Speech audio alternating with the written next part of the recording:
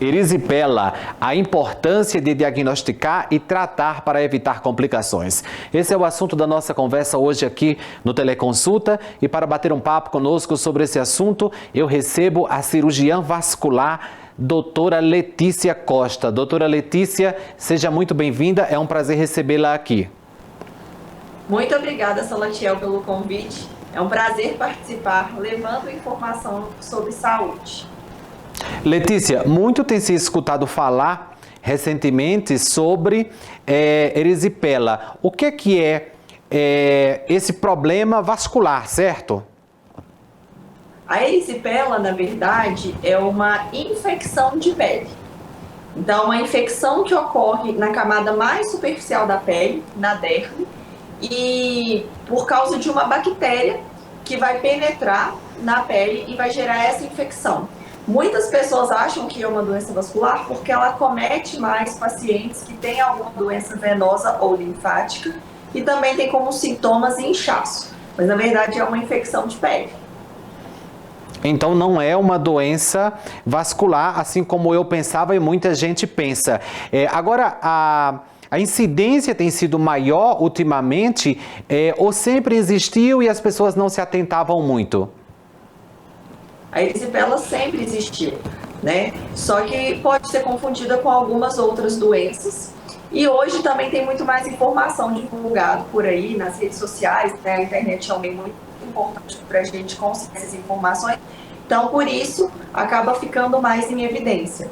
Mas ela, apesar de acometer também mais pacientes que têm alguma doença venosa ou linfática, ela pode também complicar com linfedema, que é o edema, o inchaço decorrente do comprometimento dos vasos linfáticos, e até com uma doença venosa também, né? Piorar os sintomas de doença venosa. Então, por isso que há essa confusão aí das doenças. Doutora, agora, quais são os sintomas? Como que a pessoa ela percebe que tem alguma alteração e quando procurar o especialista? Quando que é preocupante? Existe uma vermelhidão, algum tipo de coceira? Como que se manifesta a erisipela na pele? Então, o que acontece? Como que ela ocorre? Ela é uma infecção de pele por causa de bactérias que a gente tem ali já no tecido e que por causa de uma porta de entrada, que a gente chama, essa bactéria vai penetrar e vai provocar uma infecção ali na pele. O que é essa porta de entrada? É qualquer machucado que a gente tem na pele. Um machucado, uma arranhadura, uma rachadura no pé, uma frieira, né, que a gente chama de pé de atleta, paciente diabético que já tem ali o pé com mais lesões, uma manipulação inadequada da unha, uma picada de inseto. Tudo isso gerou qualquer machucadinho na pele, funciona como uma porta de entrada para essa bactéria penetrar e provocar essa infecção. A bactéria mais associada com a erisipela, é chamada Streptococcus beta-hemolítico do grupo A. E aí, quando infecta, os primeiros sintomas não são sintomas locais ali na pele. A primeira coisa que vai acontecer, até 48 horas antes de aparecer os sintomas na pele, são sintomas gerais. Então, o paciente ele pode desenvolver um mal-estar geral, febre, calafrio, náusea, vômito, porque a infecção ela já está ali atuando, mas não teve ainda uma alteração na pele. Depois desses sintomas gerais, aí começam a surgir os sinais e sintomas na perna, né, que os membros inferiores são os locais, é o local mais acometido, e aí a gente vai ter dor no local, vermelhidão, aumento da temperatura da pele ali no local, pode ter alteração da coloração do membro, inchaço, e em casos mais graves, pode ter o que a gente chama de erisipela bolhosa. Surgem bolhas na pele também pela gravidade da doença. Então, a parte da pele, né, ou seja, a parte visível, é apenas uma manifestação do que está interno, porque a pessoa foi infectada, né, acometida por uma bactéria que está causando um problema interno e a manifestação é na pele. Como funciona, então, o diagnóstico?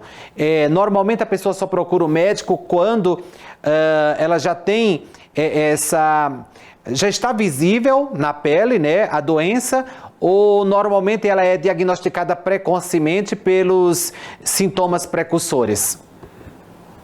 Então, se o paciente procura atendimento médico nessas primeiras 48 horas iniciais, né, vai num pronto-socorro, por exemplo, a gente vai investigar várias outras doenças. Mas se a gente perceber que já tem alguma lesão, algum ferimento, às vezes até uma úlcera varicosa, né, decorrente de varizes na perna, a gente pode já pensar que aquilo ali é a causa daqueles sintomas. E aí a gente pode fazer alguns exames laboratoriais para ver se esse paciente já está com alguma alteração laboratorial que sugere uma infecção. Mas a grande maioria das pessoas já procura quando vê uma alteração na pele, porque às vezes está com febre, aí vai tomando algum remédio em casa para aquela febre, para aquela dor, e aí acha que é alguma outra coisa, e aí quando manifesta na pele, com vermelhidão, inchaço e calor local, aí essa paciente procura atendimento médico. Então, o diagnóstico ele é essencialmente clínico, com base no histórico que o paciente relatou e com base nos sinais que a gente consegue visualizar ali no momento do exame físico, e aí a gente consegue dar esse diagnóstico. Mas em alguns casos, se tiver mais graves, a gente pode solicitar ainda alguns exames laboratoriais para ver se tem algum sinal de infecção ou até mesmo se já está com uma infecção generalizada, porque a erisipela ela pode complicar com uma septicemia. Então a gente pode fazer até uma hemocultura, né, para ver qual bactéria que está nesse sangue, para fazer até um tratamento mais assertivo. Doutora, então pode ser mais de um tipo de bactéria, não necessariamente uma bactéria específica que causa o problema. Outro ponto que me chamou a atenção, você falou sobre o paciente que tem uma úlcera, né, que pode ser decorrente das varizes. Existe um grupo específico mais propenso a esse tipo de infecção e desenvolvimento da doença? Com relação à bactéria causadora, a principal causadora é o Streptococcus pyogenes ou Streptococcus beta-hemolítico do grupo A. Mas outras bactérias podem estar envolvidas, como Staphylococcus aureus ou até do grupo B. Só que, com relação aos pacientes acometidos, sim, a gente tem alguns que são mais suscetíveis. Principalmente pacientes da terceira idade, mas pode acometer pacientes de qualquer idade, mas principalmente pacientes da terceira idade, que tem uma deficiência imunológica, paciente diabético, paciente que já tem alguma doença venosa, no caso das varizes, né, em estágios mais graves, paciente que tem alguma doença linfática, esses pacientes, obesidade também, são fatores de risco para o desenvolvimento da erisipela. Existe prevenção, doutora? Tem como prevenir ou realmente é imprevisível? A gente vai conseguir prevenir se a gente tiver controle de doenças de base, né? Então, controlar o diabetes, tentar manter o peso corporal, porque a obesidade é uma doença que acaba comprometendo vários sistemas e desencadeando outras doenças, mas principalmente o cuidado com a pele, ali da perna e dos pés, limpeza, evitar trauma, ter cuidado com picada de inseto, com o pé de atleta, paciente diabético, é paciente que é muito suscetível a ter ferimentos no pé e não perceber por causa de alteração de sensibilidade que eles têm ao longo da progressão do diabetes. Então, se ele tem algum ferimento no pé e não observa aquilo ali vai poder infectar e gerar uma erisipela também. Então, os cuidados são mais de limpeza e evitar ferimentos no local. E o tratamento, doutora? Como funciona o tratamento? Foi feito o diagnóstico? Como que a doença é tratada? O tratamento, ele é com antibióticos, né? E aí, dependendo de como a doença está, em qual grau que essa doença está, pode ser feito antibiótico oral. Em alguns casos é necessário antibiótico venoso, às vezes até internação hospitalar. E aí a gente tem algumas outras medidas que a gente vai associar, como repouso, elevação do membro para ajudar na melhora desse inchaço, hidratação da pele. E em alguns casos, tem pacientes que têm erisipela de repetição. Então a gente trata, passa alguns meses, o paciente tem de novo e vai tendo várias vezes ao longo da vida. Então a gente pode entrar com um antibiótico profilático a cada 21 dias para evitar a recorrência da erisipela. Mas isso é por um tempo indeterminado ou durante um período de tratamento, 6 meses, 1 ano, por exemplo? Porque a pessoa não vai ficar tomando antibiótico para controle a vida toda como hipertenso, diabético, certo? Não, no caso, o antibiótico profilaxia, a gente vai usar por 6 meses, mais ou menos, e depois vai avaliando e acompanhando esse paciente. Agora, no caso da pessoa não tratar a doença, pode ter complicações mais severas? Teve erisipela, não diagnosticou ou diagnosticou e não tratou adequadamente, essa pessoa pode desencadear outras doenças ou ter um quadro grave? Se no caso da paciente, demorar a fazer o diagnóstico, demorar a iniciar o tratamento, a erisipela pode sim se complicar. E como que ela vai se complicar? Ela pode se complicar ali localmente, com um acúmulo de secreção purulenta, de pus, no local acometido, pode dar inclusive gangrena, e necrose da pele. E aí, nesse caso, entra até um tratamento cirúrgico para poder fazer a limpeza ali e a remoção daquele tecido necrótico. Mas outras complicações do não tratamento da doença inclui uma septicemia, que é a infecção generalizada, porque aquela bactéria pode cair na corrente sanguínea. E além disso, pode dar linfedema, porque é uma doença que acomete o sistema linfático. Então, ele não vai conseguir fazer a drenagem de forma correta e o paciente vai desenvolver esse linfedema, que é um inchaço decorrente dos linfáticos que estão inadequadamente funcionantes. E ainda pode ter tromboflebite, por exemplo, que como é muito comum em paciente que tem doença venosa, pode acontecer a inflamação de varizes ou de veias ali superficiais, que é essa tromboflebite. Doutora, para fechar o nosso bloco, e no segundo bloco, muitas pessoas têm dúvidas e confundem, inclusive, a erisipela com outras doenças vasculares. Nós vamos falar dessas doenças, vamos tirar algumas dúvidas, mas para concluir esse assunto, tem cura ou não tem cura, tem controle? Tem o tratamento, com antibiótico, mas todas aquelas outras medidas que eu citei anteriormente, de cuidados, principalmente com a pele. Só que a depender desses cuidados posteriormente ao primeiro tratamento e também de comorbidades que esse paciente apresenta, como diabetes e obesidade, pode acontecer novas infecções sim, que é a erisipela de repetição, que é quando a gente entra com antibiótico profilaxia. Então é importante você se cuidar e fazer tudo que o médico orientar de modo correto. Eu vou para o intervalo e volto daqui a pouco com a doutora Letícia Costa. Espero você.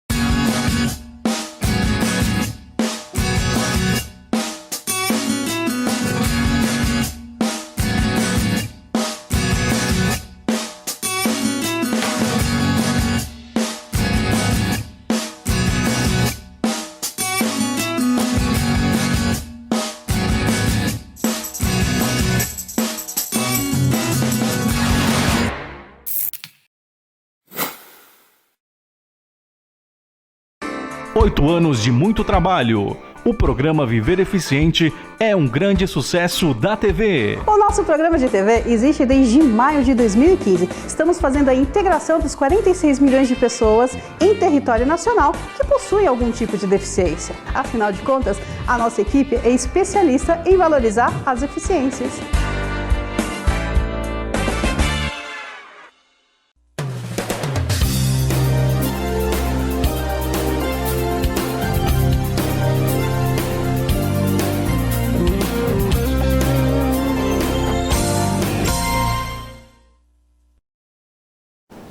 De volta aqui com a doutora Letícia Costa, estamos falando de erisipela e agora vamos falar de outras doenças vasculares que as pessoas têm muitas dúvidas e que inclusive podem confundir.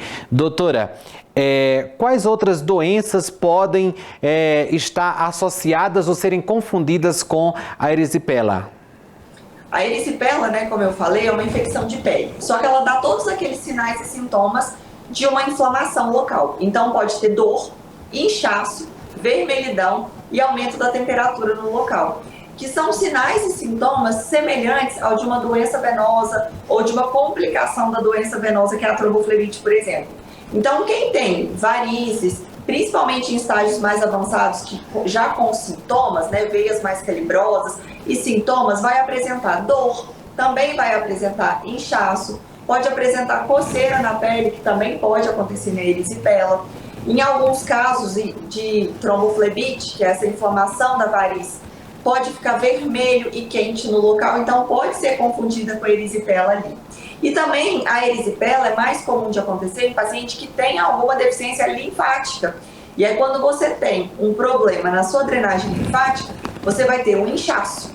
E aí você pode ficar com inchaço, com a perna, com aquela pele mais lisa, né, devido à distensão ali do tecido, pode ficar avermelhado. Então são sinais e sintomas bem semelhantes, que podem confundir, mas que também podem coexistir. Então pode existir uma pessoa que tem doença venosa estágio mais grave, que tem alguma deficiência da drenagem linfática e que por causa disso, por causa de alguma feridinha, uma úlcera varicosa ou qualquer outra lesão ali da pele, vai desenvolver a erisipela. Então as doenças podem coexistir ao mesmo tempo. Doutora, você falou de flebite. O que seria flebite? É um termo muito comum que nós escutamos frequentemente. É uma infecção também? É uma doença vascular? O que seria exatamente? A tromboflebite, que a gente fala flebite, também é chamada de trombose venosa superficial. Então, ao contrário daquela trombose que todo mundo já conhece, né, que ela é mais divulgada e que as pessoas têm mais medo, essa trombose que todo mundo conhece é a trombose venosa profunda, que acomete os vasos do sistema venoso profundo. A tromboflebite, ela acontece quando a gente tem uma trombose de vasos superficiais, sejam eles as safenas ou varizes mais superficiais que já fazem relevo ali na pele. E aí, o que é essa trombose superficial? O sangue coagula dentro dessa veia, forma um trombo, um coágulo de sangue, que vai obstruir o fluxo sanguíneo ali naquela veia. E aí essa obstrução vai gerar uma reação no local, que é uma reação inflamatória. Então essa veia ela vai ficar com a parede endurecida, então quando você passa a mão, você sente aquele cordão fibroso, dói no local, fica vermelho e quente. A tromboflebite ela é uma complicação de quem tem doença venosa, mas é uma doença inflamatória, não necessariamente o tratamento vai ser igual ao de uma trombose venosa profunda. Na maioria das vezes um anti-inflamatório, repouso, vai ajudar a melhorar essa flebite. A gente vai definir o tratamento de acordo com a extensão da veia acometida, né, da localização. Mas é uma trombose venosa superficial. Doutora, desculpa a pergunta de leigo, mas eu acho que muita gente quer saber isso. Tromboflebite tem alguma relação ou algum risco de tromboembolismo, embolia pulmonar? Pode evoluir para isso? Pode. O que acontece? A gente tem vasos, por exemplo, a safena, que são vasos do sistema venoso superficial, que eles se comunicam com o sistema venoso profundo.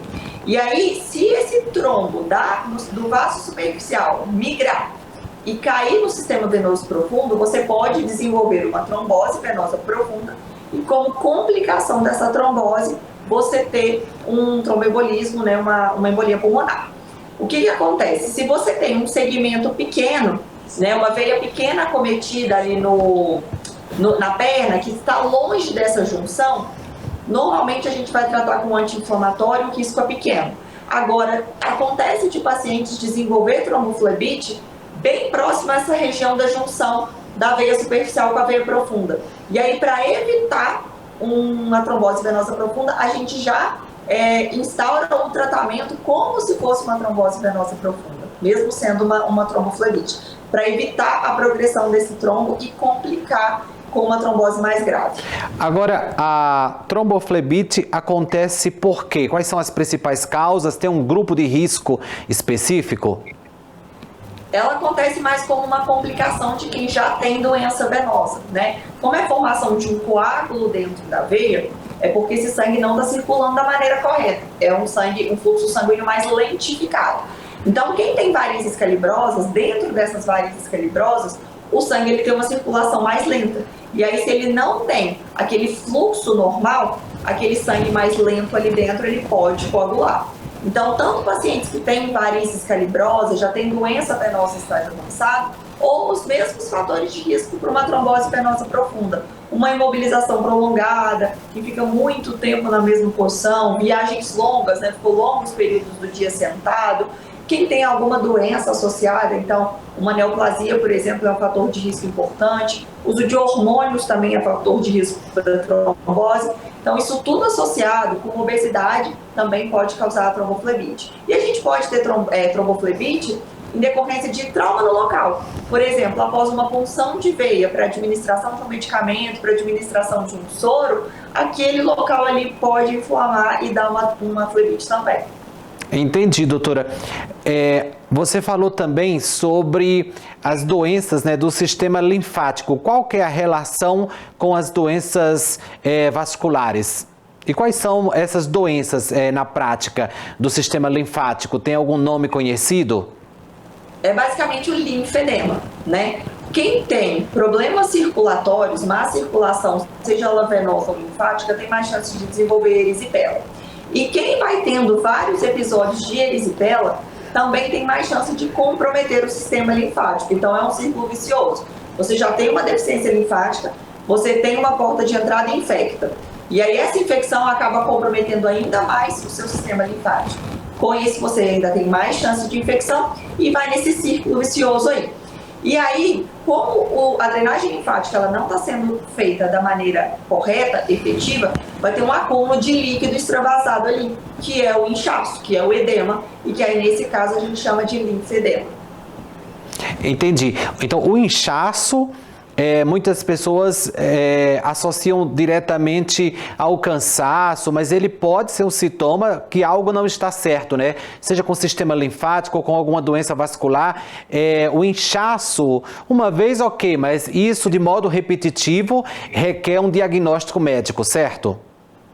Certo. A gente vai ter inchaços, principalmente ali no final do dia ou após um longo dia de trabalho, que a pessoa ficou muito tempo sentada, que pode ocorrer pela questão postural mesmo, né? A pessoa ficou o dia todo sentada, com a perna dobrada, né, ali a nível do joelho, o joelho fica em 90 graus, então a gente tem uma compressão dos vasos nessa região atrás do joelho, então vai ter uma certa dificuldade de tanto o sangue retornar, quanto de ter uma drenagem linfática. Então, por essa questão postural, ali no final do dia, a pessoa pode ter um inchaço, depois de uma viagem longa, a pessoa pode ter um inchaço, mesmo tendo os vasos totalmente normais que a gente consegue ver no ultrassom com Doppler, por exemplo. Agora, se for um inchaço recorrente, independente da questão postural, que acontece todos os dias, que às vezes não melhora com repouso, porque essas pessoas que têm inchaço tendo uma circulação normal, ela dormiu, o dia seguinte acordou, não tem nada. Mas tem pacientes que esse inchaço não melhora com repouso, não melhora com elevação do membro, vai ter outros sintomas associados de dor em peso, cansaço, as varizes visíveis, né? A gente aperta, dá aquela depressão na pele que mostra que é um inchaço importante, aí precisa avaliar. Até porque esse inchaço ele não vai ser decorrente só de problemas circulatórios, só de uma drenagem linfática comprometida ou de varizes. A gente pode ter inchaços decorrentes de problemas renais, problemas cardiológicos, então precisa de uma avaliação médica se for frequente, sim. Então precisa investigar, né, doutora? Agora, falando do inchaço, falando dessas questões relacionadas, uma pergunta que muita gente quer saber é sobre o uso das meias compressoras. Óbvio que você não vai usar a meia por iniciativa própria e descartar um diagnóstico, mas a meia, qual que é o papel da meia durante as viagens, durante a rotina de trabalho, inclusive?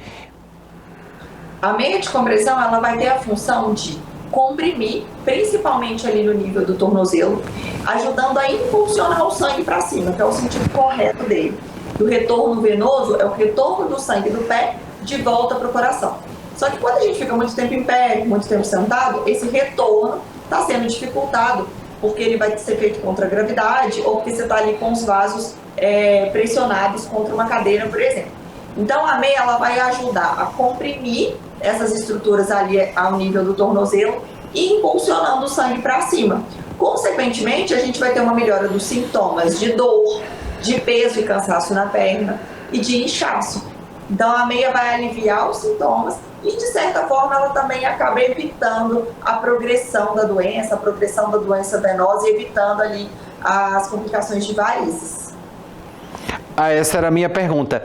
Se é indicada também para quem tem varizes. A meia, além de uma proteção, ela também pode ajudar na vascularização, na melhora dos sintomas de modo geral. É indicado para quem tem varizes, claro, com recomendação médica. Sim, a meia ela entra tanto como prevenção, inclusive prevenção de trombose, mas ela também entra como tratamento para melhora dos sintomas e ajudar a evitar complicações e progressão da doença. Só que existem graus variados de compressão, né? A gente tem baixa, média e alta compressão. Existem várias outras características da meia com relação a tamanho, com relação à altura, com relação ao tecido, e a gente vai definir esse grau de compressão de acordo com o estágio da doença venosa que a pessoa se encontra. Então, por isso que precisa de uma avaliação médica, para a gente avaliar todos esses critérios e prescrever a meia ideal para cada paciente. A meia e os tratamentos complementares. Doutora, nós temos que fazer um programa somente sobre varizes, porque são muitas dúvidas, né? Relacionadas ao assunto, varizes em homens, varizes em mulheres, os tratamentos que estão cada vez mais modernos. Agora, falando de modo geral, falando de erisipela, falando de... Falei certo, né? Esse nome é complicado.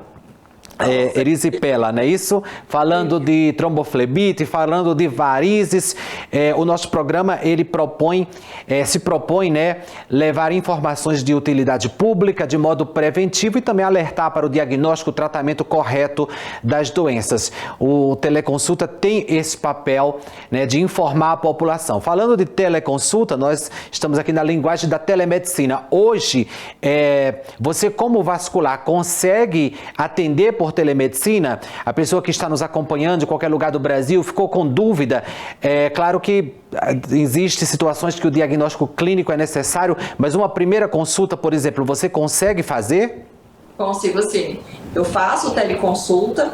É claro que em alguns casos é necessário a avaliação presencial posteriormente para complementar essa primeira consulta e até para confirmar, né, algum diagnóstico, mas eu consigo fazer essa primeira avaliação online. Inclusive eu tenho pacientes de outras cidades e fora do estado que a gente faz essa primeira avaliação, eu já consigo avaliar, né, através da câmera o que incomoda essa paciente, já consigo visualizar algumas coisas, muito varizes, por exemplo, e aí essa pessoa ela vai fazer um exame na sua própria cidade, ou pode até deixar para fazer quando vir. Eu avalio esse exame e já consigo definir ali se precisa de tratar uma safena ou não, consigo já dar as orientações, a parte de tratamento clínico, as orientações preventivas, e aí se tiver que tratar, né, com algum tratamento mais invasivo, né, apesar dos tratamentos atuais não serem tão invasivos assim, mas se tiver que tratar aquelas varizes, aí a pessoa precisa vir, mas a gente consegue fazer toda essa avaliação inicial, tudo online,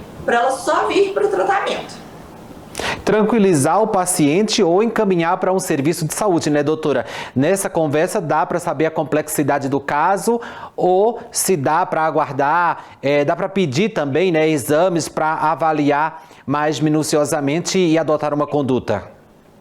Sim, sim. Às vezes até o paciente que às vezes está aguardando um outro atendimento em outra cidade, mas ainda não sabe se aquele caso vai ser cirúrgico ou não e quer uma opinião, a gente faz toda essa avaliação também para orientar e para ajudar a evitar complicações enquanto essa paciente está nessa fase de espera. A gente faz toda essa orientação e se precisar tratar e ela não for esperar, aí ela trata aqui comigo, mas se for uma paciente mais distante que só queria essa avaliação para saber o que pode ser feito, a gente faz todo esse suporte e depois ela trata na cidade dela. Rodrigo, coloca os contatos da doutora aqui na tela. Letícia, muito obrigado pela sua participação. Vamos ver outra data para você voltar, falar de varizes, tirar dúvidas, e eu quero agradecer a doutora e a você que ficou conosco até agora aqui no Teleconsulta. Se você quer saber sobre um assunto, você pode enviar uma sugestão e nós vamos conversar com um especialista aqui no programa para tirar suas dúvidas. Eu espero você próxima semana, tem muito mais.